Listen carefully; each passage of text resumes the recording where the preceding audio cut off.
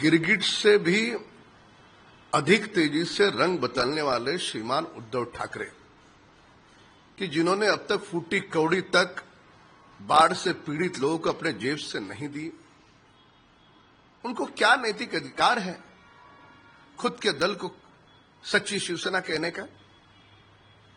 कौन तय करेगा कौन सी शिवसेना सही है गलत है? लोग तय करेंगे ना। तो लोगों ने महाराष्ट्र के विधानसभा चुनाव में ये बता दिया कि ये घर में बैठने वाला नेता स्वर्गीय बाला साहब ठाकरे जो सभी के लिए वंदनीय है, उनके विचार छोड़ने वाला नेता दुर्भाग्य से उनका पुत्र है, उसका दल कैसी शिवसेना हो सकती है?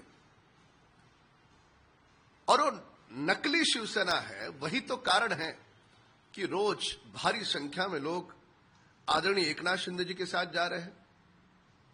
तो इसलिए असली और नकली का सही फैसला करने का नैतिक अधिकार लोगों का है और लोगों ने विधानसभा चुनाव में अपने मतदान के रूप में यह दिखा दिया है। और रहा सवाल कि एक बेटे के नाते अगर उसका दायित्व अगर हम पूछे तो बेटे के नाते दायित्व इतना ही होता है कि अपने पिता के विचारों को आगे लेकर के जाए और अपने पिता के राजनीतिक जो दुश्मन है उनके गोदी में न जाकर के बैठे। ये वो उद्धव ठाकरे है कि जिन जिन लोगों का स्वर्गीय बाला साहब ठाकरे जी ने हमेशा उन पर कड़ा प्रहार किया, वो गांधी परिवार हो, शरद पवार हो, उनकी गोदी में जाकर के बैठे। पाकिस्तान के बारे में जिस प्रकार के कठोर वाणी का प्रयोग बाला साहब ठाकरे करते थे, वहीं पर उद्धव ठाकरे जी की वाणी से पाकिस्तान का प्रेम झलकता है। कई सारे ऐसे पुख्ता सबूत है जो ये बताते हैं, दर्शाते हैं कि उद्धव ठाकरे जी को न बाला साहब ठाकरे जी के विचारों से कुछ लेना देना है, न लोगों से कुछ लेना देना है। जो अपनी दुकान चल रही है बस चलती रहे, इतना ही उनका काम है।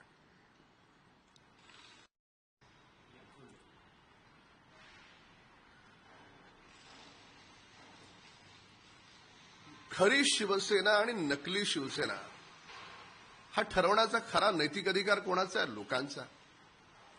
विधानसभेच्या निवडणुकीत महाराष्ट्रातल्या जनतेने दाखवून दिलं ना, 24 तास घरात बसणारे श्रीमान उद्धव ठाकरे स्वर्गीय बाळासाहेब ठाकरेंच्या विचारांना सोडून त्यांच्या दुश्मनांना गळाभेट करणारे उद्धव ठाकरे हे आम्हाला नकोत, हे महाराष्ट्राच्या जनतेने दाखवून दिलं। आणि माननीय एकनाथ शिंदे साहेबांना मोठ्या संख्येने त्यांचे आमदार निवडून आले।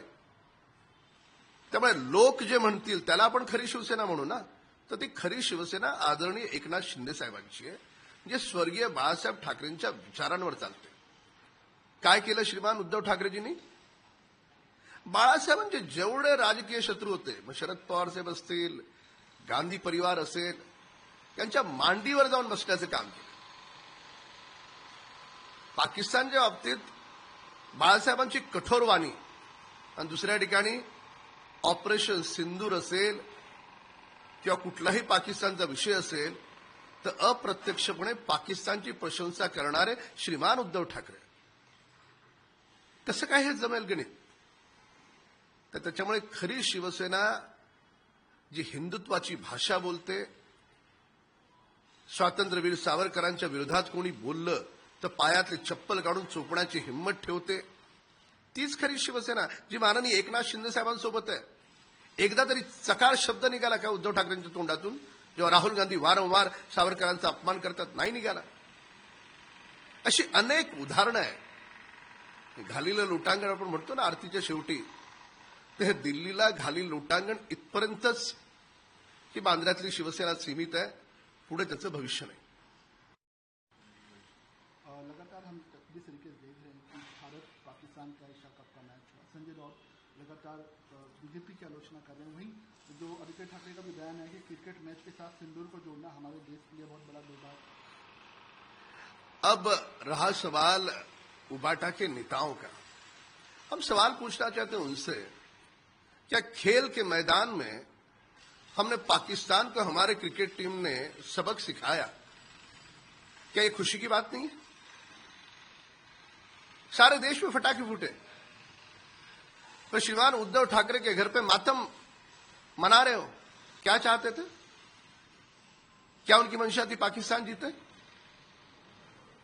हमारे देश की साहसी फौज ने बताया, आसमां हो, जमी हो, और खिलाड़ियों ने बताया कि खेल का मैदान हो, भारत हमेशा ऊपर है। पर बार बार हमारे दुश्मन मुल्क पाकिस्तान की अप्रत्यक्ष रूप से प्रशंसा करते हुए उनके प्रवक्ता के रूप में पेश आने वाले आदित्य ठाकरे, संजय राउत कम से कम इस बात की तो शर्म करें कि स्वर्ग में बैठे हुए बाला साहब ठाकरे जी के आत्मा को क्या लगता होगा। आरोप प्रत्यारोप करने के लिए तुमको कई सारे मुद्दे मिलेंगे। अरे भारत जीता है, थोड़ा तो अभिमान रखिए आप। घिनौनी राजनीति करने के लिए अब इस प्रकार से इसको जोड़ोगे। जिस तरीके से हम देख रहे हैं कि आज के सामने में जो आया है कि लद्दाखी गांधी गिरफ्तार, डर गए तानाशाह, वही उनकी पत्नी जो है मानती कि वो कह रही कि फैब्रिकेटेड नैरेटिव है। इसे देखिए ऐसा पूरा तो हुआ है। देखिए, श्रीमान उद्धव ठाकरे और सामना अखबार देश के हर उस काम का विरोध कर रहे हैं जो देश की आवश्यकता है। मतलब देश में घुसकर जो आतंकवादी काम करते हैं, अप्रत्यक्ष रूप में ये सारे सामना के अखबार के लिखने वाले, उनके संपादक तथा उनके नेता की बयानबाजी प्रत्यक्ष अप्रत्यक्ष रूप में इसी प्रकार की है। लद्दाख को किस चीज के साथ जोड़ रहे हो तुम? क्या कोई कानून हाथ में ले उसका समर्थन क्या किया जा सकता है? भारत की टीम जीती, ये दुखी। भारत की फौज ने पाकिस्तान के घर में घुसकर के आतंकवादियों को मारा, उद्धव ठाकरे दुखी। किस बात से आपको आनंद आएगा? कि भारत हारे तो आपको आनंद आएगा? इसलिए बालक के भांति राजनीति में न करे, एक सुलझी हुई राजनीति करे जो राजनीति दल के ऊपर उठकर राष्ट्र प्रथम की बात बोले। गिरगिट से भी अधिक तेजी से रंग बदलने वाले श्रीमान उद्धव ठाकरे कि जिन्होंने अब तक फूटी कौड़ी तक बाढ़ से पीड़ित लोगों को अपने जेब से नहीं दी, उनको क्या नैतिक अधिकार है खुद के दल को सच्ची शिवसेना कहने का? कौन तय करेगा कौन सी शिवसेना सही है गलत है? लोग तय करेंगे ना। तो लोगों ने महाराष्ट्र के विधानसभा चुनाव में ये बता दिया कि ये घर में बैठने वाला नेता स्वर्गीय बाला साहब ठाकरे, जो सभी के लिए वंदनीय है, उनके विचार छोड़ने वाला नेता दुर्भाग्य से उनका पुत्र है, उसका दल कैसी शिवसेना हो सकती है?